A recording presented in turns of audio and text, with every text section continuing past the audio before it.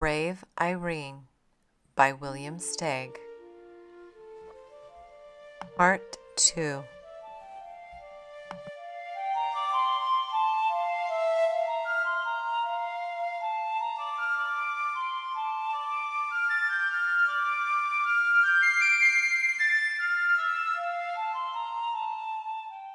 And the story continues. Irene went shuffling through the snow. Would her mother understand, she wondered, that it was the wind's fault, not hers? Would the Duchess be angry? The wind was howling like a wild animal. Suddenly, Irene stepped in a hole and fell over with a twisted ankle. She blamed it on the wind. "Keep quiet!" she scolded. "You've done enough damage already. You spoiled everything. Everything!" The wind swallowed up her words.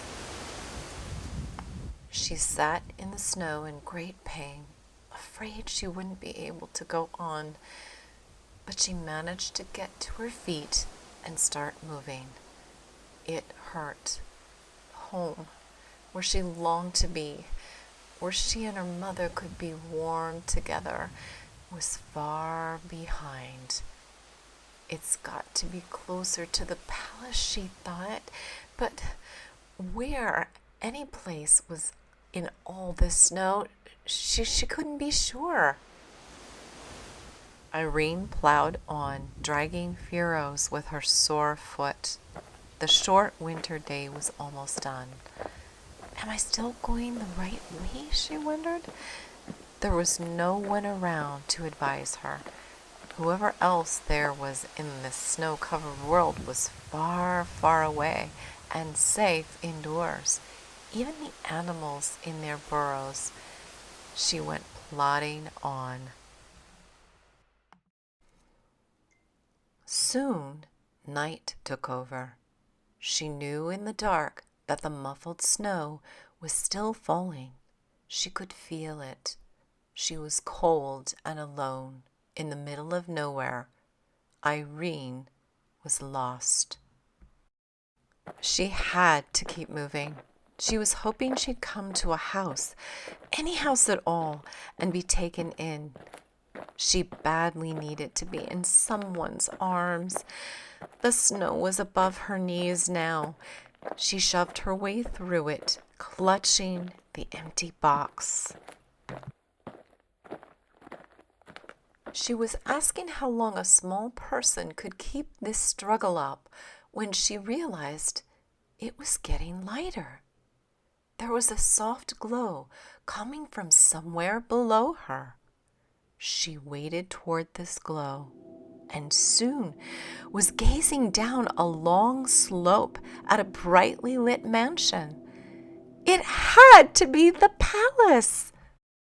Irene pushed forward with all of her strength and swoosh, thump, she plunged downward and was buried. She had fallen off a little cliff. Only her hat and the box in her hands stuck out above the snow. Even if she could call for help, no one would hear her. Her body shook.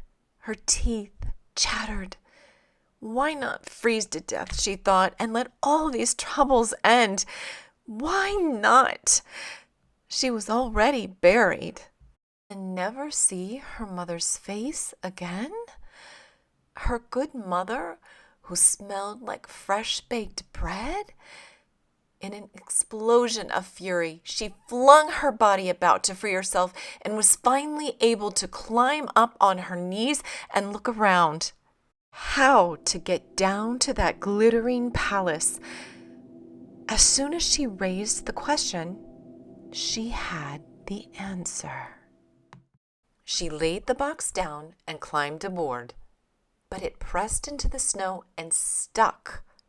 She tried again, and this time, instead of climbing on, she leaped. The box shot forward like a sled. The wind raced after Irene, but couldn't keep up. In a moment, she would be with people again, inside, where it was warm. The sled slowed and jerked to a stop on paving stones.